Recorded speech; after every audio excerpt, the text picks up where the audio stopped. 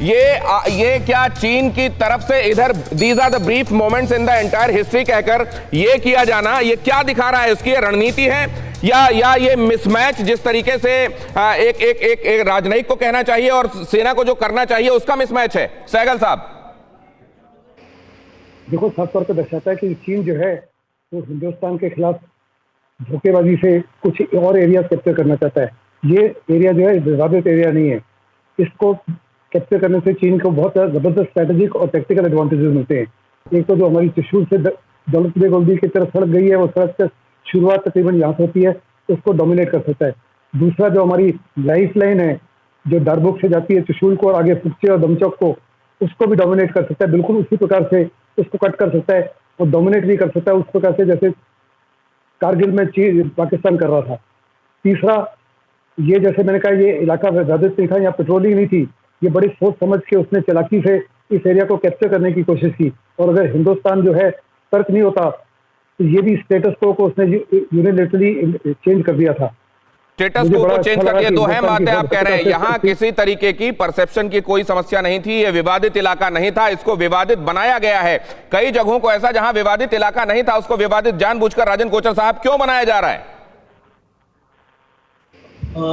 ये जो अभी ये जो इंसिडेंट हुआ है 29-30 की नाइट का, ये एक चीज सामने ला रहा है कि अभी डेस्परेशन की हालत में आ गया है चीन। चीन जानता है कि अभी एक और महीना बचा है। अक्टूबर के बाद वहां पे कोई ऑपरेशन पॉसिबल नहीं होगा। नवंबर के बाद स्नोफॉल स्टार्ट हो जाएगी और उस एरिया में कोई ऐसी हरकत नहीं हो सकेगी।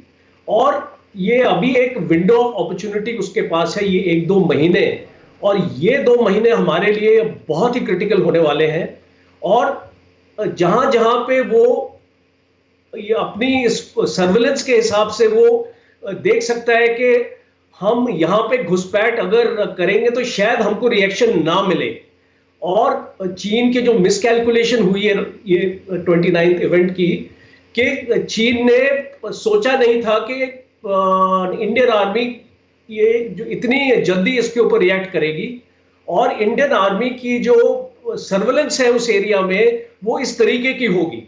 राजन साहब, आप दो बातें कह रहे हैं कि मिस कैलकुलेशन हुआ है चीन की तरफ से, लेकिन उस मिस कैलकुलेशन को लगता नहीं कि वो भरपाई कर रहा है। उस एक हिमाकत के लिए वो उससे बड़ी हिमाकत कर रहा है। पीएम ने कहा था उसी की भाषा में जवाब देंगे, सीडीएस ने कहा था बात नहीं बनी तो सैन्य विकल्प हमारे सामने मौजूद है। एस जयशंकर भी बोले थे 1962 के बाद सबसे ज्यादा गंभीर हालात बन गए हैं।